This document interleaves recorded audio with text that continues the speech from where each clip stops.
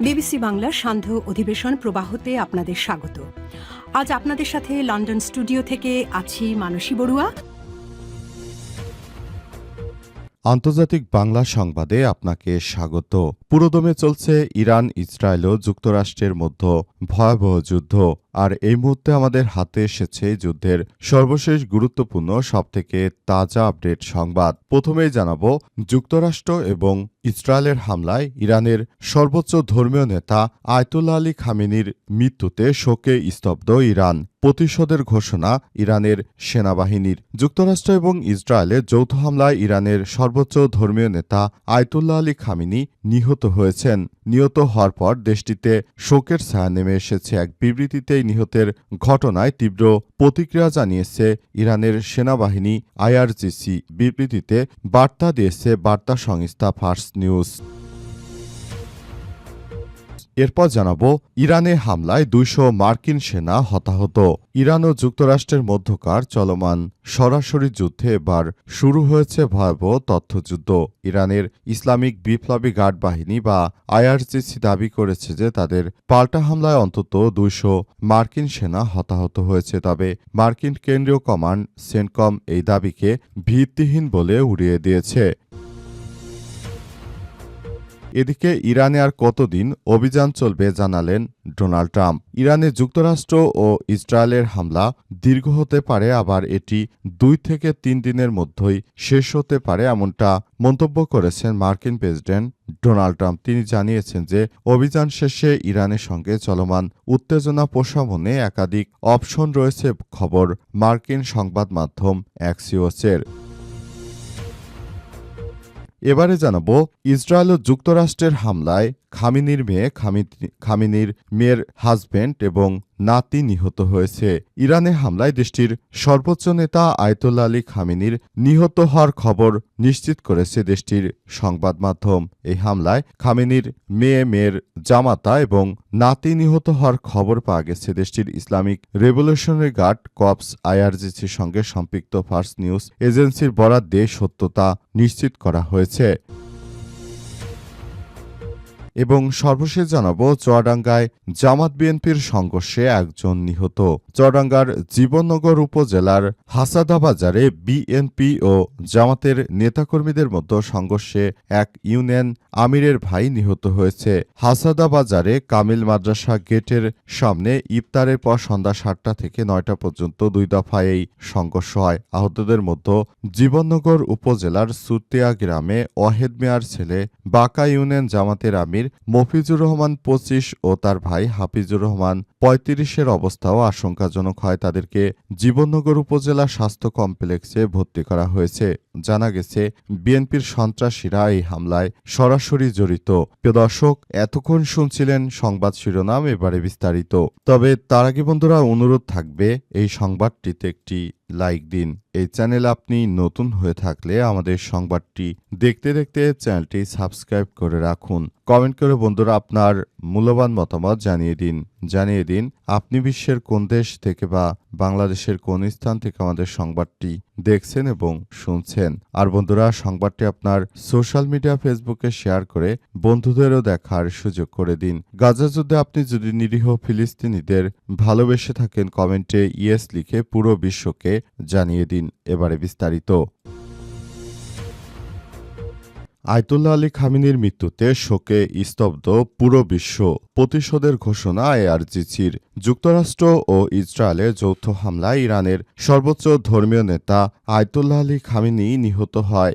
দেশটিতে শোকের ছায়া নেমে এসেছে। এক বিবৃতিতে এই নিহতের ঘটনায় তীব্র প্রতিক্রিয়া জানিয়েছে ইসলামী বিপ্লবী গার্ড বাহিনী বা আইআরজিসি। বিবৃতিতে বার্তা সংস্থা ফার্স এই তথ্য নিশ্চিত করেছে। বিবৃতিতে বলা হয়েছে, আমরা একজন মহান নেতাকে হারিয়েছি এবং আমরা তার শোকে মুহ্যমান। মানবতার সব থেকে নিষ্ঠুর সন্ত্রাসী ও জল্লাদদের হাতে তার শহীদ হওয়ার এই মহান নেতার বৈধতার প্রমাণ এবং আন্তরিক সেবার প্রতি জনগণের স্বীকৃতি নিদর্শন। আইআরজিসি হুঁশিয়ারি দিয়ে বলেছে, ইরানি জাতির প্রতিশোধের হাত থেকে ছাড় পাবে না দখলদারেরা। এর আগে আয়তুল্লাহ আলী খামেনি নিহত হয়েছে বলে নিশ্চিত করেছে দেশটির বার্তা সংস্থা তাসনিম নিউজ এবং ফার্স নিউজ এজেন্সি।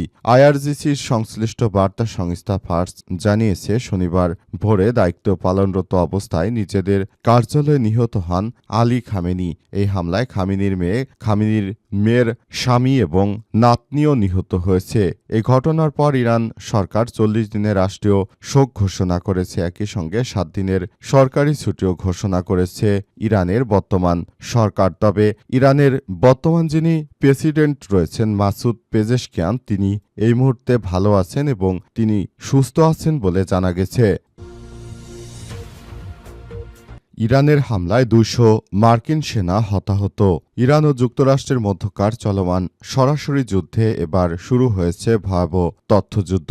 ইরানের ইসলামিক বিপ্লবী গার্ড বাহিনী আইআরজিসি দাবি করেছে যে তাদের পাল্টা হামলায় অন্তত 200 জন মার্কিন সেনা হতাহত হয়েছে। তবে মার্কিন কেন্দ্রীয় কমান্ড এই দাবিকে সম্পূর্ণ ভিত্তিহীন ও মিথ্যা বলে উড়িয়ে দিয়েছে। প্রতিবেদনে বলা হয়েছে, মধ্যপ্রাচ্যে অবস্থিত মার্কিন সামরিক ঘাঁটিগুলোতে তাদের নিখুঁত ক্ষেপণাস্ত্র হামলায় অন্তত 200 জন আমেরিকান সৈন্য হতাহত হয়েছে। এর পাশাপাশি তারা সেন্টকমের একটি রণতরী বা জাহাজ ব্যাপকভাবে ক্ষতিগ্রস্ত করার দাবিও উত্থাপন করেছে। তেহরান এই সাফল্যকে তাদের অপারেশন ট্রুথফুল প্রমিস 4-এর বিজয় হিসেবে প্রচার করছে।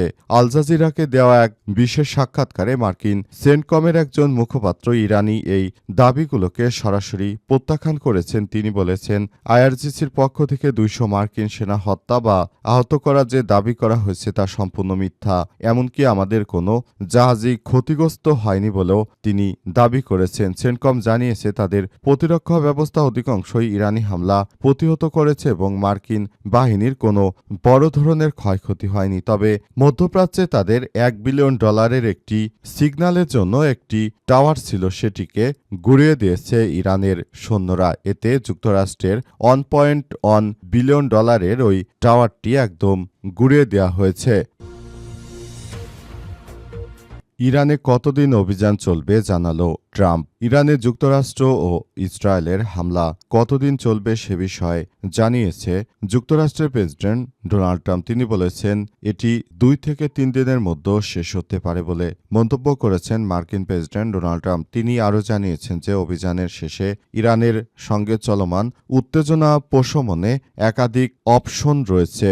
মার্কিন সংবাদ মাধ্যম অ্যাক্সিওসের বরাত দিয়ে তথ্য নিশ্চিত করা হয়েছে। সংবাদ মাধ্যমটিকে ট্রাম্প জানিয়েছে, আমি চাইলে দীর্ঘ লড়াইয়ে গিয়ে সবকিছু নিজের নিয়ন্ত্রণে নিতে পারি, আবার 2 থেকে 3 দিনের মধ্যে হামলা শেষ করে ইরানিদের বলতে পারি যে যদি আপনারা আবারও পারমাণবিক কার্যক্রম চালান তাহলে কয়েক বছর পর আবারও আপনাদের সঙ্গে দেখা হবে, অর্থাৎ হামলা চালাবো। এর আগে শনিবার 28 ফেব্রুয়ারি সকালে দখলদার বাহিনী এবং যুক্তরাষ্ট্র যৌথভাবে ইসরায়েলে হামলা চালায়। এর পাল্টা জবাবে মধ্যপ্রাচ্যের বিভিন্ন দেশে থাকা মার্কিন সামরিক ঘাঁটি লক্ষ্য করে হামলা চালানো হয়েছে।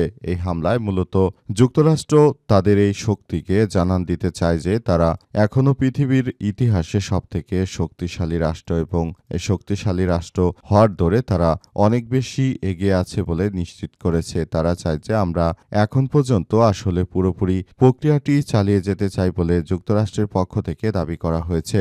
যুক্তরাষ্ট্রের পক্ষ থেকে আরও বলা হয়েছে যে সম্পূর্ণ প্রক্রিয়াটি আমরা চলমান রাখতে চাই এবং আমরা চাই এই প্রক্রিয়াগুলো অত্যন্ত দক্ষতার সাথে সবকিছু নিয়ন্ত্রণ করতে, যাতে করে সবকিছু আমাদের জায়গায় থাকতে পারে এবং সবকিছু আসলে নতুন করে আমরা কার্যক্রম চালিয়ে যেতে পারি, এমনটাই মনে করে যুক্তরাষ্ট্র। তাই তিনি আগামী 2 থেকে 3 দিনের মধ্যে এই যুদ্ধ থামিয়ে দেওয়ার ব্যাপারটিতে সম্পূর্ণ একমত হয়েছেন। তবে মধ্যপ্রাচ্যে এই মুহূর্তে সর্বশেষ পাওয়া তথ্য অনুযায়ী শেষ পর্যন্ত বিষয়গুলো কোন দিকে দাঁড়াবে সেটি এখন পর্যন্ত স্পষ্টভাবে বলা যাচ্ছে না। সবকিছু নিয়ে সবাই ইতিমধ্যেই আসলে দুঃখ প্রকাশ করছে যে কিভাবে আয়তুল্লাহ আলী খামেনিকে হত্যা করা হয়েছে। এই বিষয়টি কোনোভাবেই মুসলিম বিশ্ব মেনে নিতে পারছে না, কারণ তার মতো একজন যোগ্য নেতৃত্বকে হারিয়ে পুরো মুসলিম বিশ্ব এখন শোকে স্তব্ধ হয়ে গেছে।